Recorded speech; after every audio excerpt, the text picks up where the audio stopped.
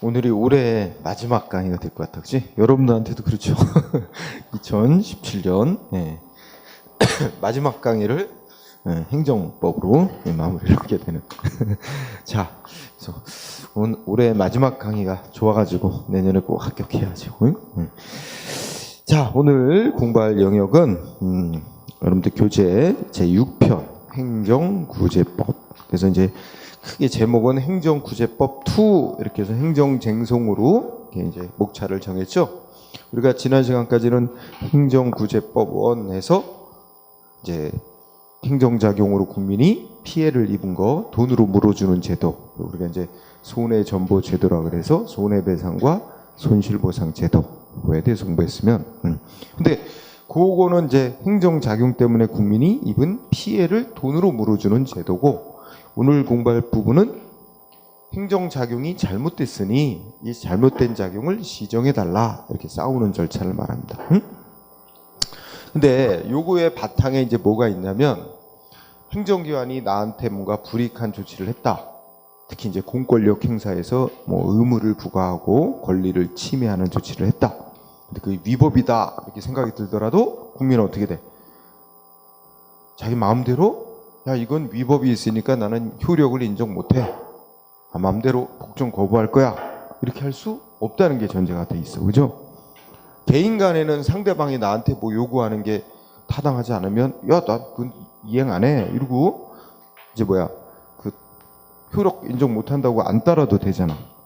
그러면 이제 서로 간에 싸움이 생기면 뭐 마음 급한 사람이 이제 상대방에 민사소송을 내서 법원에 판결 나오면 그때 따르면 되잖아.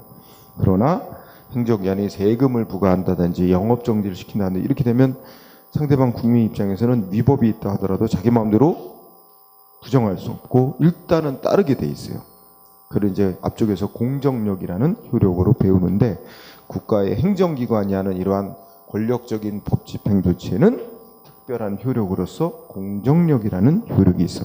이제 그게 기본 출발점이 되죠. 그래서 행정기관이 자기한테 국민한테 불이익 조치한 거에 대해서 자기 마음대로 효력을 부정할 수는 없고 어떻게 해야 돼? 법에서 절차를 정해놨다고. 그 법이 정한 절차를 밟아 국민이 어떻게 돼? 이건 잘못된 조치니 위법이라고 인정해서 취소를 해달라, 무효로 판정해달라, 이런 식으로 싸워가지고 권한 가진 기관으로부터 판정을 받아야만 개인이 안 따를 수 있게 되는 거예요. 이게 이제 행정관계의 특수성이에요. 그렇죠? 그렇기 때문에 이제 쟁송제도 내지는 쟁송 절차라고 하는 게 이제 마련이 돼 있는 거죠. 자, 그러면 우리가 시작하기 전에 648쪽을 보면 행정쟁송이 뭐냐 해서 의의를 써놨습니다. 그죠? 근데 거기에 의의의 동그라미 1, 2번은 꼭 외울 필요는 없는 내용. 그죠? 간단히 얘기하면 뭐 행정작용과 관련한 법적 분쟁이 생겼을 때 권한 가진 기관에 국민이 이거 위법이니까 취소해달라 등등 시정해달라고 싸우는 제도 내지 절차를 행정쟁송 제도 내지는 행정쟁송 절차라고 하며, 누가 신청을 받아 행정작용이 잘못된 것인지 아닌지 판정해주는 절차에는 두 가지가 있다. 누가 신청받아 판정을 내려주느냐를 기준으로 보면 판정기관을 기준으로 행정심판이라는 절차와 행정소송이라는 절차로 나눠진다. 그래서 이 행정심판과 행정소송 두 가지를 묶어서 뭐라고 부른다? 행정쟁송이라고 칭한다. 그죠? 그래서 기본적으로 행정심판이란 건 이제 판정 권한이 있는 행정기관이 국민으로부터 신청을 받아 판정 내려주는 절차를 가리키고, 소송은 상식적으로 알듯이 법원이 신청을 받아 판정 내려주는 절차를 가리키는 거다. 그죠? 네. 그런 정도, 가볍게 읽고. 그러면 여러분들 이제 648쪽에 행정쟁송의 종류란 게 있어. 자, 2절이 있는데 2절은 그렇게 자주 시험 나오는 건 아닙니다만 그렇다고 또 안 할 수는 없는 그런 이제 영역인데, 근데 여기서 쓰는 말이 또 뒤에도 자주 사용되기 때문에 기본적으로 알고는 있어야 되는 그런 영역입니다. 적어도 용어 정도. 그래서 쟁송의 종류를 보면 누가 신청받아 판정 내려주느냐를 가지고 행정심판과 행정소송 이렇게 둘로 나눌 수 있다. 첫 번째, 그죠? 뭐 그건 쉬워, 그죠? 그런데 그 심판기관 가지고 행정심판과 소송으로 나눈다 이렇게 써놨지? 그건 쉽잖아, 그죠? 근데 그 심판과 소송 끝에 행정심판은 괄호 속에 뭐라고 써놨어요? 약식쟁송이다. 응? 그 말 나오죠? 그래서 그것 좀 비추쳐줘.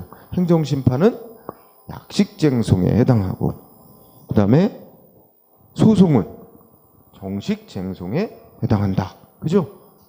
그 얘기를 하죠. 그러면 그 약식쟁송이다, 정식쟁송이다 하는 거에 대한 설명은 그 밑에 있어. 그 밑에 거는 뭐 밑줄 칠 거는 없는데, 이제 이해를 하자면 우리가 정식쟁송에 해당하는 절차란 건 이 싸움을 이제 분쟁을 신청받아서 이제 판정을 할 때 두 가지가 보장이 되는 분쟁 해결 절차를 정식쟁송이라고 칭한다는 거야. 응? 두 가지가 뭐냐면 첫째, A하고 B하고 싸운다. 그러면 A나 B하고 즉 싸우는 양쪽 당사자하고 아무런 이해관계가 없는 독립된 입장에 있는 제3자가 판정을 내려주고, 이게 하나.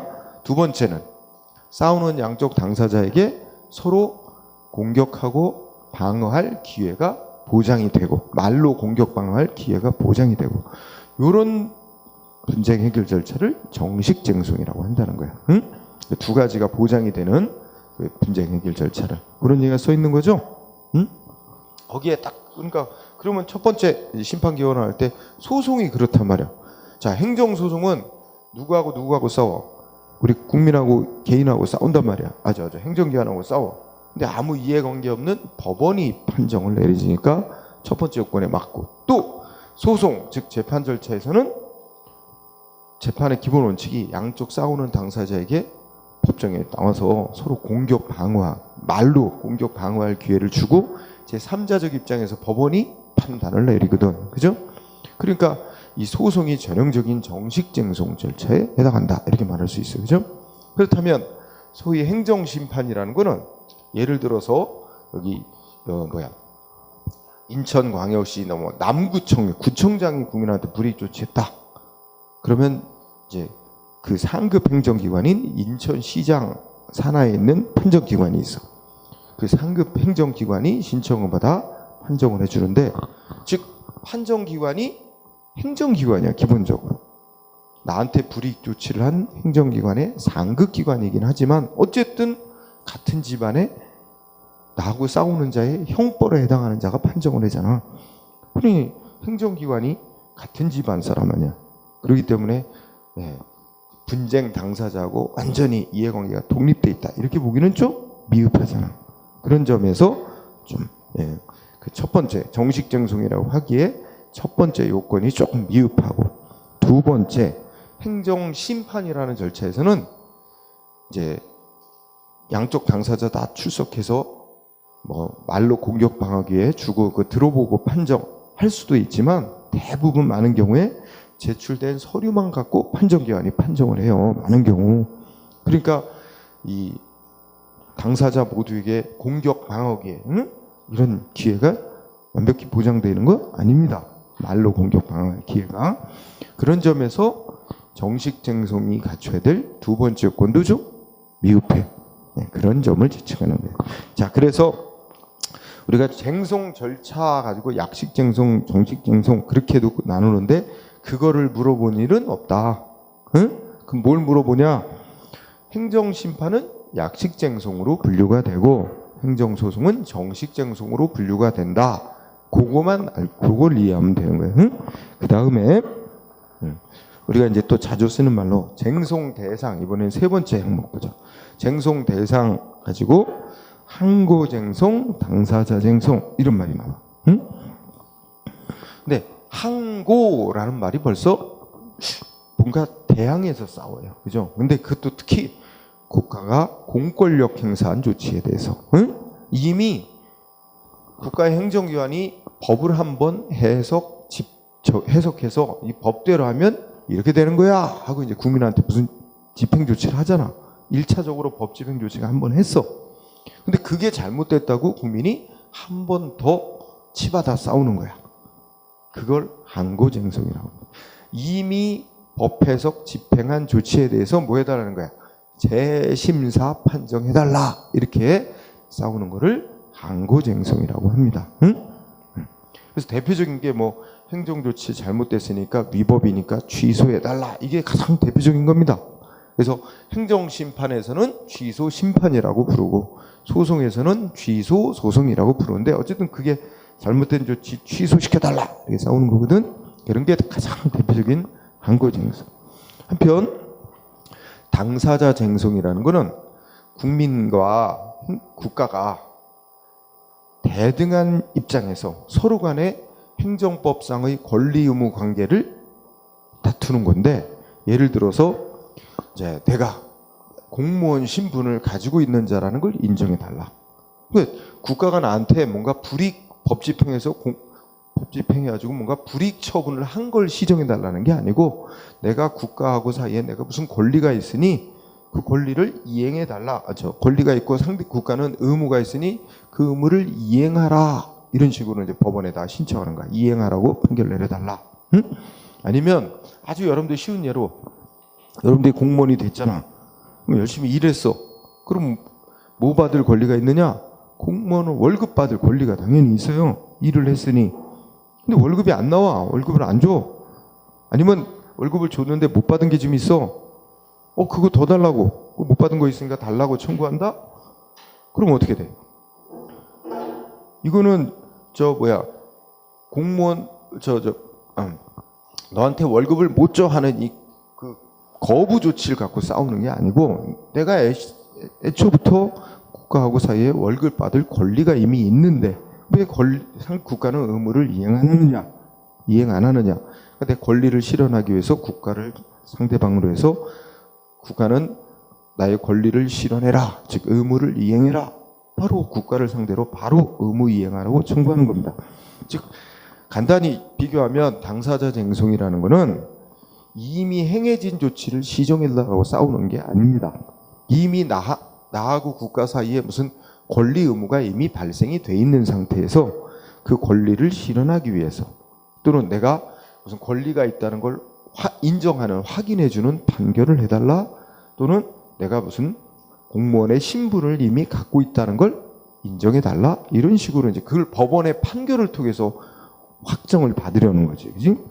그래서 아주 더 간단하게 비교하면 이미 행해진 조치, 국가가 공권력 행사로서 이미 행한 조치가 잘못됐으니까 그거 시정해달라고 싸우는 거냐, 아니면 국가하고 나 사이에 이미 행정법상의 권리, 의무, 신분, 지위는 이미 다 정해져 있는데 그거를 확인해달라, 아니면 국가가 나하고 사이에 이행해야 될 의무를 이행하라고 판결 내려달라, 이렇게 싸우는 겁니다.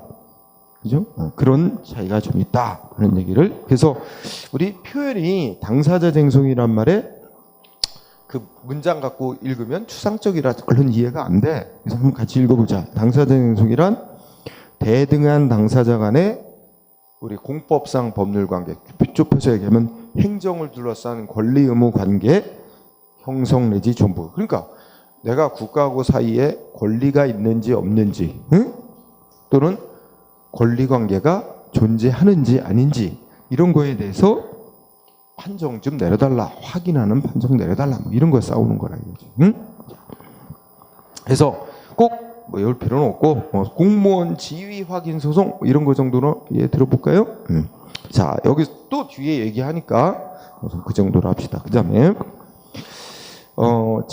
쟁송 단계로 따지면 또 이런 표현, 이런 구분이 있어. 시심적 쟁송, 복심적 쟁송. 그럼 한자를 분석해보자. 시심하면 시작한다는 뜻의 시자죠? 응? 그렇죠? 그러니까 무슨 의미가 돼? 국가하고 나 사이에 행정을 둘러싼 권리 의무에 대해서 쟁송을 통해서 처음으로 그 권리 의무 관계를 결정을 받으려는 거야. 응? 그래서 즉 말에 또 표현을 어렵게 씁니다. 공법상 법률 관계의 형성이나 존재 여부에 관한 1차적 행정작용 그 자체가 쟁송의 형식으로 행해지는 경우. 말 어려워요. 응?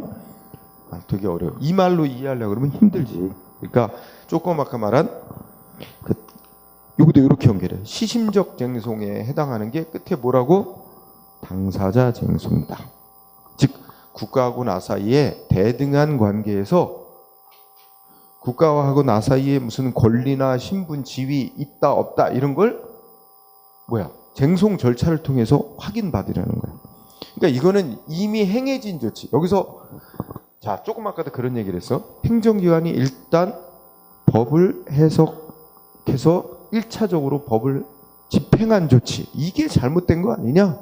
이걸 다시 한번 심사 판정해달라. 이게 복심이야.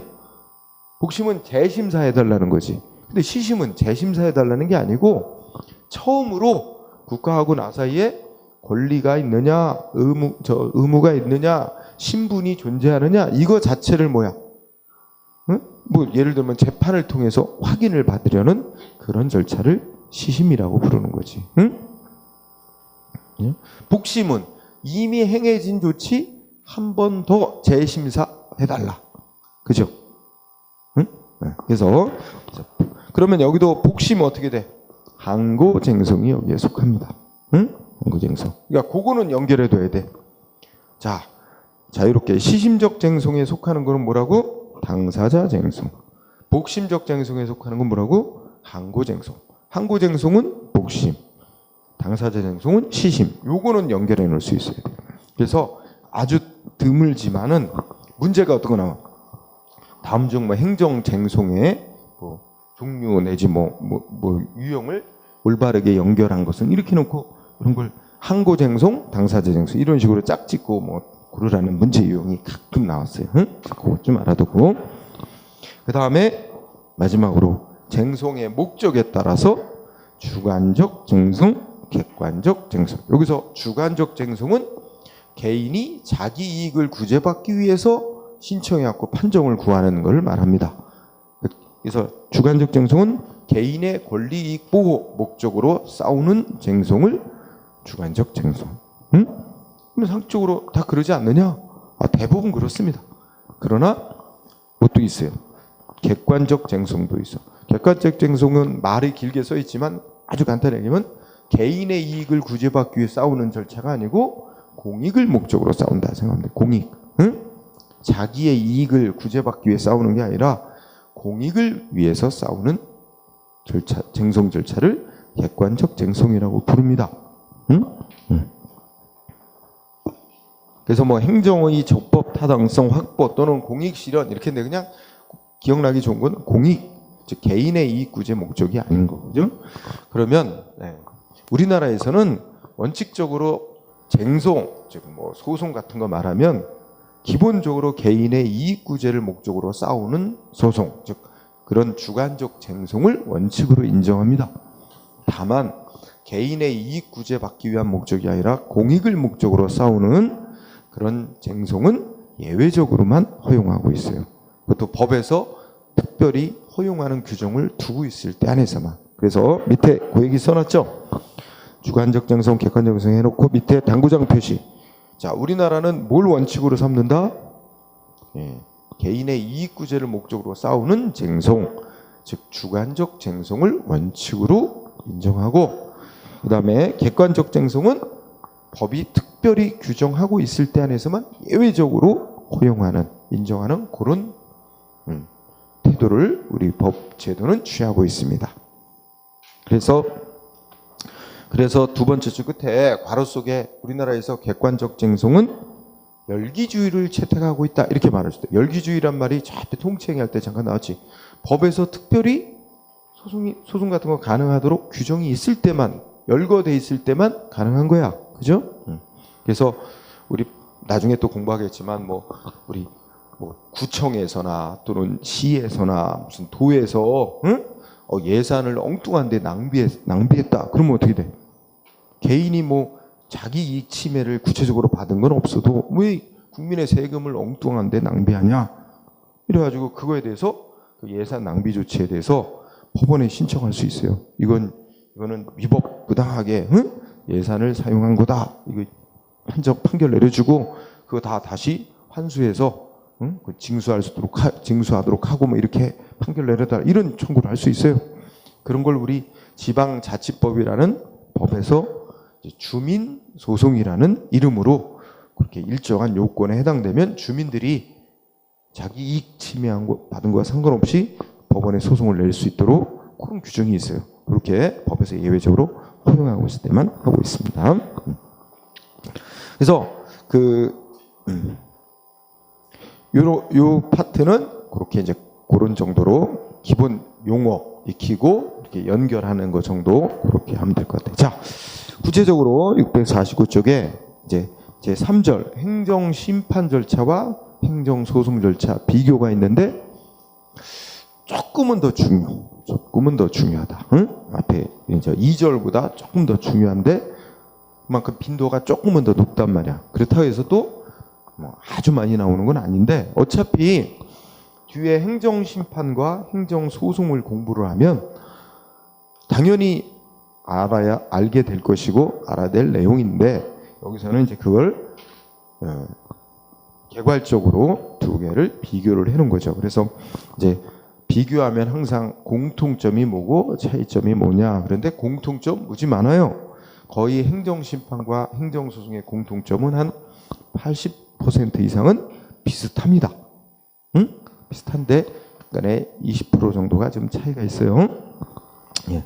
그래서 이 공통점, 차이점 언급했는데 공통점은 좀 강의 설명을 좀 생략하려고 그래.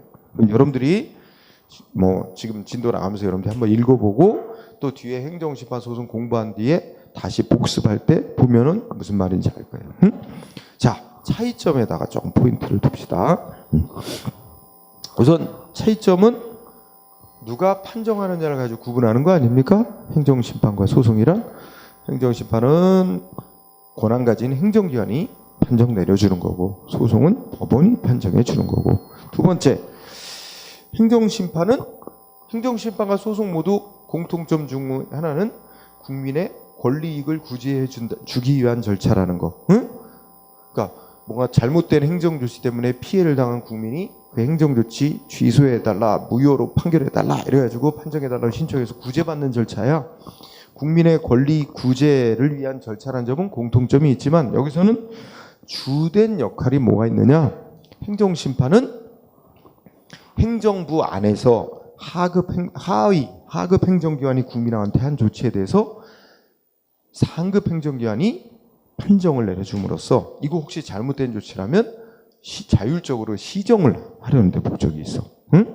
왜냐하면 우리가 입법부, 행정부, 사법부 이렇게 상권 분립했을 때 행정부가 한 조치에 대해서 법원에 사법부에서 심사해서 야 이건 위법이야 취소한다 효력 부정하고 뭐 어떤 조치를 다시 해라 뭐 이런 식으로 하면 사실 감정상으로도 기분도 나빠.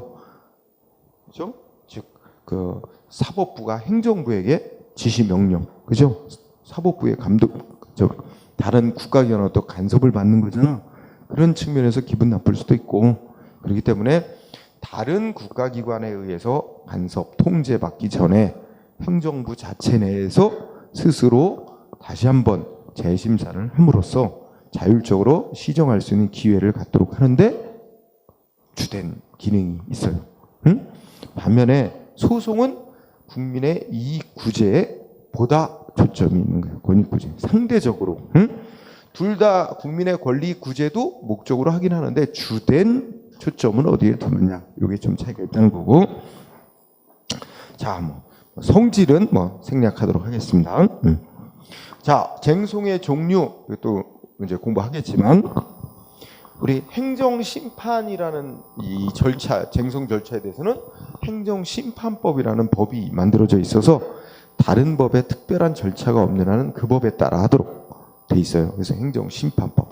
행정소송 절차에 대해서는 행정소송법이라고 또 제정돼 있어서 다른 법에 소송에 관해서 특별한 따로 절차가 없으면 행정소송법에 따라 하는 거야. 그러니까 다 행정심판법과 행정소송법이 특별한 별도의 규정이 없는 한 다 이 법에 따라 진행하도록 되어 있는 일반법의 역할을 하는 건데, 자, 행정심판의 종류는, 자, 행정심판법은 항고심판 3가지 종류만 규정을 해놨다는 거죠. 그러면 여기서 항고심판이란 말은 아까 옆 페이지에서 봤죠? 항고쟁송을 조금 더 심판에다 좁혀 말하면 항고심판 뭐야? 이미 국가가 국민한테 행한 조치에 대해서 재심사해서 시정해달라. 이게 싸우는 거죠. 항고심판. 응? 항고심판 3가지만 규정했다. 구체적으로 뭐래요? 취소심판, 그러니까 행정기관이 이미 국민한테 행한 조치 취소해달라. 또 2번째, 무효인지 등 확인해달라. 행정기관이 내 신청을 받고 거부하거나 응답을 안 하고 있어. 그래서 야, 행정기관대로 해야 될 의무를 이행하라고 판정 내려달라. 그래서 취소심판, 무효등 확인 심판, 의무이행 심판이라고 하는 이 항고심판에 해당하는 3가지 종류만 규정을 해놨어요. 응? 그러니까 우리가 아까 쟁송 분류할 때 당사자 심판이라는 거는 없다는 얘기야. 행정심판법에는 당사자 심판이라는 게 없습니다. 응? 그죠? 일단 하나 알자. 당사자 심판이라는 건 없어. 응? 반면에 이제 오른쪽에 행정소송에 관해서 행정소송법은 항고소송만 규정한 게 아니야. 이미 행해진 조치 재심사 판정해달라고 청구하는 항고소송 3가지 말고도 또 뭐야? 당사자 소송이라는 것도 규정해놓고 있고, 그 다음에 개인의 이익구제 목적으로 하는 게 아닌 객관적 소송이라고 할 수 있는 민중소송, 기관소송이라는 것도 규정을 해놨어요. 그죠? 그래서 행정소송 종류가 행정심판 종류보다 더 다양하게 허용되고 있죠. 응? 자, 또 소송감도 자세히 할 테니까. 그래서 일단 행정소송법은 항고소송 3가지 외에 당사자소송, 민중소송, 기관소송, 소송 종류 크게 4가지씩이나 규정을 해놨고, 그리고 항고소송 종류는 3가지인데 항고소송 종류가 왼쪽에 항고심판 3가지하고 맞대응을 이루는 쌍으로 돼 있어요. 그래서 행정심판에서 취소심판, 행정소송에서는 취소해달라는 취소소송, 행정심판에서는 무효등 확인심판, 행정소송에서는 무효등 확인소송. 그죠? 근데 그 다음에 차이가 나지. 행정심판에서는 뭐가 있어요? 여기 밑줄 쳐줘요. 행정심판에서는 의무이행심판이란 게 있어요. 응? 이거 설명만 들어봐. 의무이행심판이란 건 행정기관이 국민으로부터 신청을 받고 뭐가 응답을 해야 될 의무가 있는데 아무 응답을 안 하거나 거부하면 그거에 대해서 의무 이행하게끔 판정 내려달라 청구하는 심판이거든. 네. 행정심판에는 의무이행 심판이라는 게 인정이 되지만 소송에서는 마지막 줄에 있어요. 의무이행 소송이라는 건 인정을 안 했어요. 의무이행 소송이라는 게 없단 말이야. 그러니까 법원에다가 행정기관이 무슨 의무를 이행하라고 판결해달라 이렇게 청구하는 소송은 현재 우리나라에 안 돼요. 의무이행 소송이라는 게 없다. 대신에 둘째 줄 끝에 그 대신에 인정해놓고 있는 소송 종류가 뭐야? 부작위 위법 확인 소송이라는 좀 다른 게 있어. 그게 뭐냐면 행정기관이 국민의 신청을 받고도 아무 대답 안 하고 있는 상태를 부작위라고 하는데 그 부작위 상태가 위법임을 확인해달라 이 청구하는 소송 요거를 규정해놨어요. 그러니까 행정심판은 의무이행 심판이라는 걸 딱 규정해서 하나 규정해놨는데 소송에서는 의무이행 소송이란 건 인정을 안 하는 대신에 다른 걸 규정해놨다. 뭐고? 부작위 위법 확인 소송이란 걸 규정해놨다. 응? 그런 차이.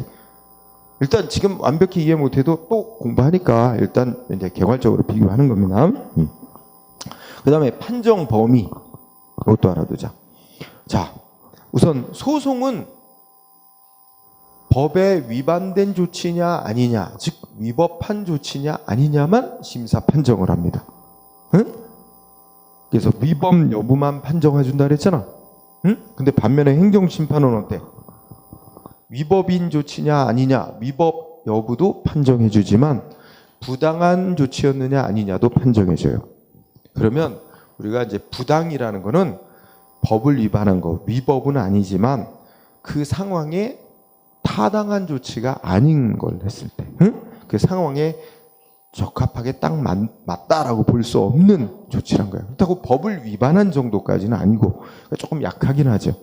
그래서 이게 행정심판에서는 이게 자율적인 시정 통제라는 측면 때문에 꼭 위법한 조치만 뭐 취소하고 이렇게 해서 구제를 해주는 게 아니라 그 상황에 딱 맞는 타당하지 않은 조치다 할 때도 국민을 위해서 취소 판정을 내려주고 국민이 구제될 수 있도록 해줘요. 응? 그래서 행정심판은 위법한 조치냐 아니냐만이 아니라 부당한 조치냐 아니냐, 즉 그 상황의 목적에 맞는 한목적적인 조치냐 아니냐도 심사해서 위법은 아니지만 부당한 조치였다, 한목적적인 조치가 아니었다, 그래도 취소해주고 해서 구제해준단 말이야. 응? 그럼 어느 쪽이 구제 범위가 일단은 더 넓다고 말할 수 있는 거야? 소송이 더 국민을 구제해주는 범위가 넓은 거예요? 심판이 구제해주는 범위가 넓은 거예요? 심판이 구제해주는 범위가 일단은 넓다라고 말할 수 있죠. 왜냐하면 부당한 행위까지도 판정해 주니까. 그런데 소송에서는 법원은 오직 위법이라고 심사 결과 행정기관이 한 조치가 위법이라고 나올 때만 국민은 이제 승소 판결을 내려준단 말이에요. 그러면 소송을 제기했을 때 위법은 아니고 부당한 행위에 그친다, 부당한 정도, 그럼 소송에서는 국민이 승소하는 판결을 안 내려줘요. 위법 아니다, 그러니까 지는 거야 국민이. 응? 그래서 심판이 소송보다는 국민을 구제해주는 범위가 일단은 넓다, 이렇게 말할 수 있어. 그렇지만 소송보다 더 많이 구제 비율이 높을까? 또 그렇다 해서 결국 그렇진 않아. 왜냐하면 팔이 안으로 굽는다라고 볼 수 있듯이 같은 행정기관이 심사를 하니까 아무래도 국민 편보다는 행정기관 편에서 내리는 판정이 좀 더 비율이 높아요. 그래서 오히려 소송보다는 구제 비율이 높지 않다, 이렇게 말할 수 있습니다. 응? 자, 그 다음에 그 밑에 쟁송 제기기간이라고 있죠? 자, 이게 또 뭐냐면 우리가 행정을 둘러싼 관계에서 싸움이 났지. 근데 예를 들어서 나한테 뭔가 불이익 조치가 있은 날로부터 막 20년이 지난 뒤에 옛날 20년 전에 나한테 했던 조치 위법이라고 판정해줘, 막 이러고 신청 들어간다. 그렇게 되면 막 행정기관이 보유했던 근거, 자료, 서류 이런 거 다 막 폐기되고 해서 이게 분쟁을 해결하기가 어려워지는 경우가 많습니다. 응? 그래서 이렇게 오랜 기간이 지난 후에 판정 내려달라 하는 건 좀 곤란하다. 그래서 법에서 어떻게 했어? 짧게 기간을 정해놓고 행정기관의 조치에 대해서 위법이니까 취소해줘 이러고 신청하려면 정해진 기간 내에 신청을 해라, 딱 못 박아놨어요. 그 기간을 넘어버리면 이제 국민이 신청을 못하게 해놨어요. 취소해달라 이런 심판 소송을 못하게 해놨어요. 응? 그래서 이제 제기할 수 있는 기간에 제한을 두고 있는데 행정심판은 어떻게 되었어요? 응?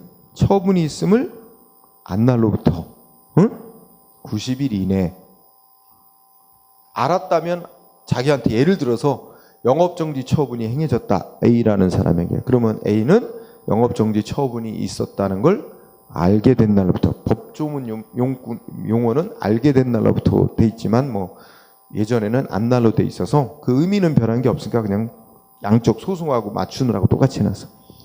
자기한테 영업정지 처분이 있음을 알았다면 안날로부터 90일 이내 청구를 해야 되고, 만약에 몰랐다면, 자기한테 어떤 불이익 조치가 있었다는 걸 몰랐다면 그 조치가 있은 날로부터 180일 안에 청구해야 된다. 응? 그런 의미를 띠고 있는 거예요. 안 날로부터는 90일 안에, 몰랐다면 있은 날로부터 180일 안에.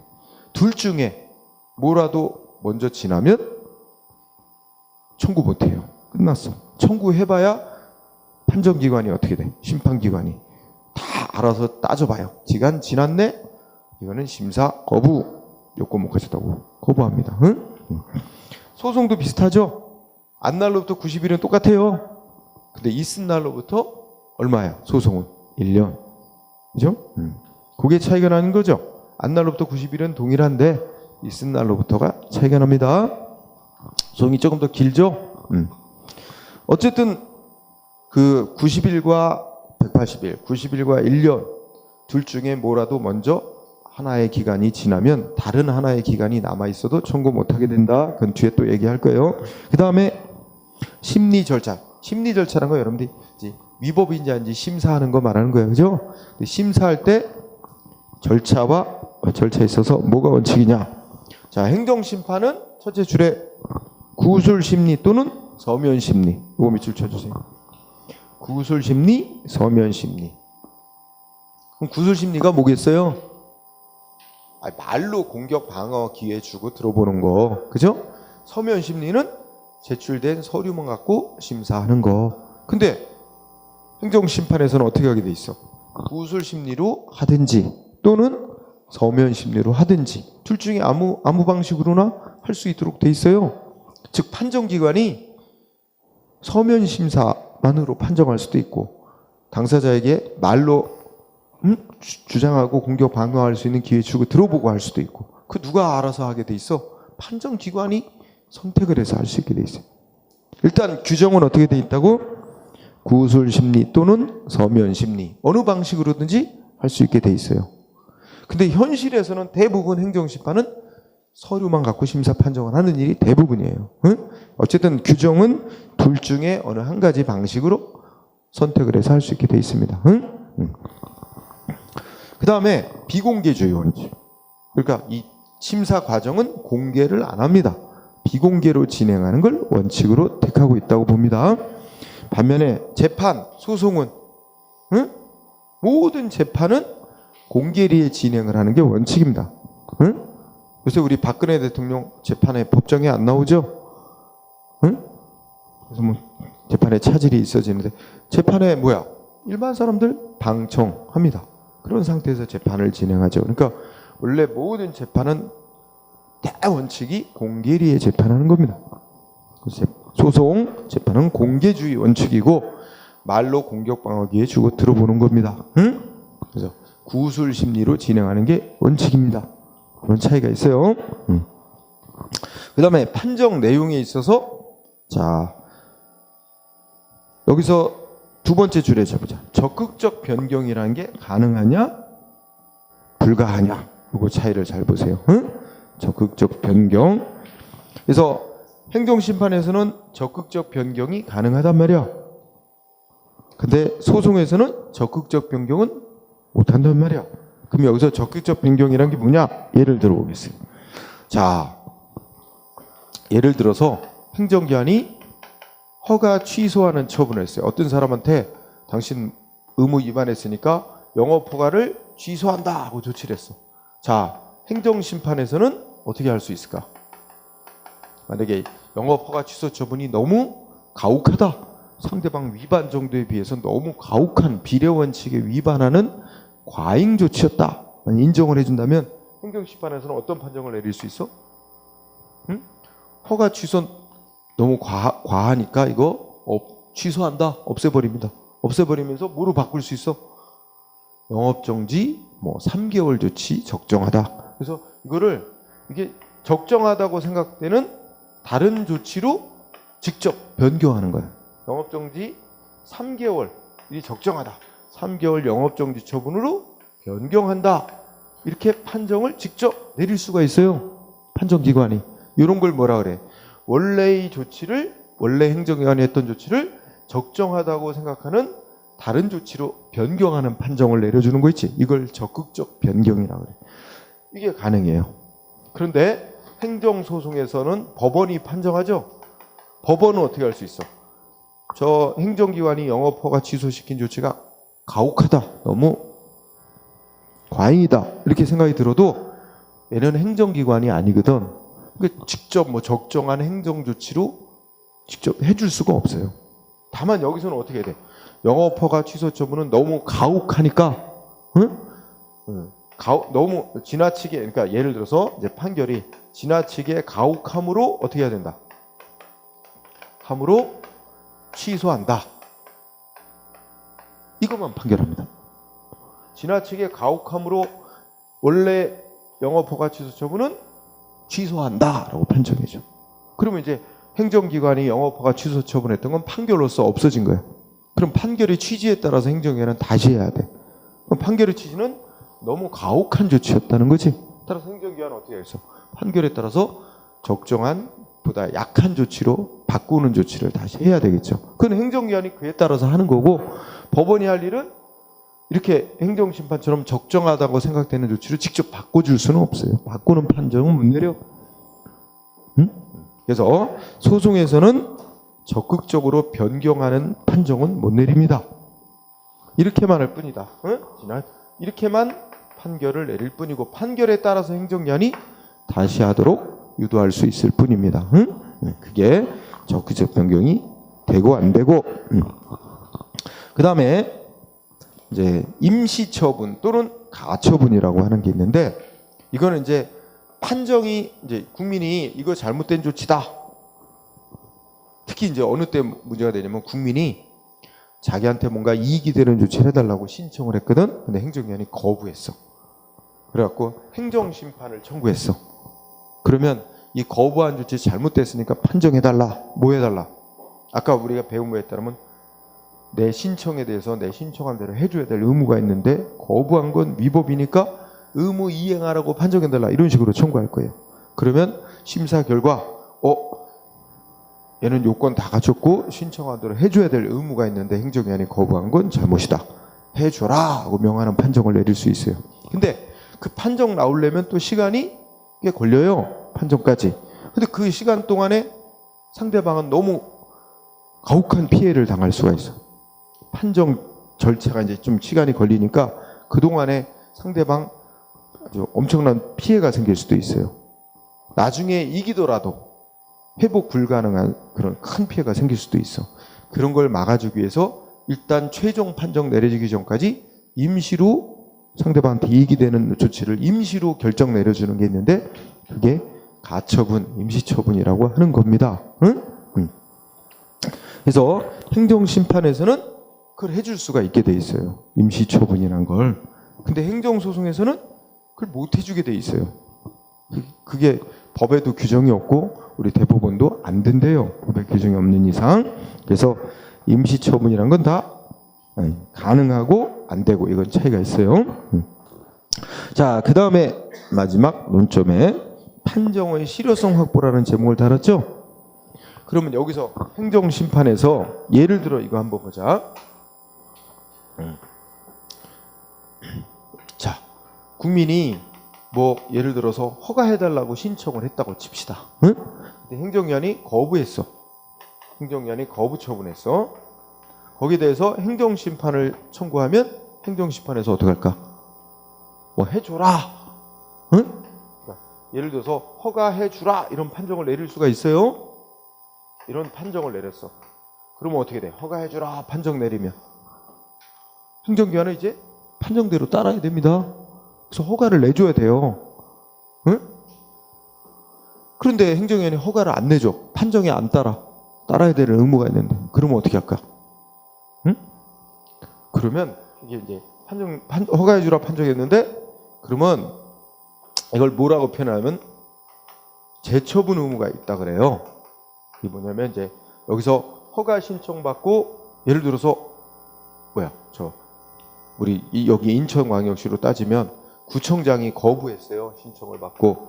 그럼 판정기관이 인천시 행정심판위원회라는 데서 판정을 하는데 거기서 허가해주라 판정 내리면 구청장은 어떻게 해야 돼? 국민의 신청에 대해서 이 판정의 취지에 따라서 다시 해야 될 의무가 있는데 판정의 취지가 허가해주라 였다면 허가를 해줘야 될 의무가 있는 거야. 그런데 이거를 이행을 안 해. 그러면 어떻게 할까요? 그러면 가서 일릅니다. 가서 판정대로 안 해준대요. 가서 일러요. 이게 이제 법에서는 신청을 한다고 그래요. 그래서 이 상대방 국민이 허가해주라는 판정을 내려줬는데도 허가를 안 내준대요. 가서 신청을 합니다. 그럼 행정심판 판정기관이 어떻게 돼? 기간을 딱 정해요. 언제까지 판정대로 해주라 하고 기간을 정해서 시정 명령을 내려요. 근데 안 한다. 그럼 어떻게 돼요? 그래도 안 한다 구청장이. 그럼 어떻게 할까? 그러면 하루 지날 때마다 언제까지 해줘라 했는데 그때까지 안 하면 하루 지날 때마다 얼마씩 뭐 하루 100만 원씩 돈을 물어주도록 한다. 이런 식으로 이제 결정을 내릴 수 있어요. 그러니까 돈을 물어주게 함으로써 행정기관이 빨리 판정대로 조치를 하도록 압박을 할 수 있어요. 이걸 뭐라 그래? 간접강제라 그래요. 간접강제를 내릴 수도 있고 아니면 또 어떻게 할 수도 있어. 그래도 계속 안 한다? 행정심판 판정위원이 직접 허가를 내줄 수도 있어요. 직접 허가 내주는 걸 둘째 줄에 뭐라 그래? 직접 처분권이라고 그래요. 직접 허가 같은 걸 내줄 수 있는 권한이 있어요. 응? 근데 그 위에 뭣도 있다고? 간접강제를 할 수 있다고. 응? 자, 이거 작년 책과 공부하면 안 돼요. 이거 올해 바뀐 내용입니다. 2017년도 개정돼서 행정심판에 뭐가 도입돼서 예전에는 직접 처분권만 있었고 간접강제는 없었어요. 간접강제 도입이 됐습니다. 응? 두 가지 다 인정된다는 거예요. 행정심판에서. 그런데 소송에서는 법원은 행정청이 아니니까 허가 같은 걸 직접 내줄 수는 없죠. 그러니까 직접 처분해 줄 수 있는 권한은 법원에게는 없습니다. 다만 법원이 얘 요건 다 갖췄는데 허가를 안 내준 것은 위법이다. 이렇게 판결을 내리면 행정청은 판결의 취지에 따라 허가를 내주든가 해야 되는데 계속 안 하고 있다. 행정청. 그러면 어떻게 돼? 가서 또 법원에 가서 이르면 법원이 또 기간을 정해놓고 그 기간까지 판결대로 안 해주면 하루 지날 때마다 얼마씩 물어주도록 해라. 이렇게 돈으로 물어주도록 압박만 할 수 있어요. 법원은 간접강제 결정만 내릴 수 있어요. 그러니까 소송에서는 간접강제만 인정되고 있고 법원이 직접 허가를 내준다든지 하는 직접 처분권은 인정이 안 되고 있어. 그래서 그것도 잘 알아도 돼요. 특히 법 바뀐 거 행정심판에서 간접강제가 인정이 됐다는 거. 그래서 예전에 기출문제 무판적으로 예전 문제집 풀다 보면 예전 문제를 기출문제는 행정심판에서는 간접강제가 인정이 안 된다. 그 예전 문제에서는 맞았어요. 그러 이제는 틀려요. 행정심판에서 간접강제라는 게 도입이 돼서 인정되고 있습니다. 자, 유예도입이 돼요. 자, 그러면 우리가 이제 현 시간은 그렇게 했고 쉬는 시간을 가지고 행정심판으로 본격적으로 들어가 보도록 합시다. 자, 쉬었다 해요.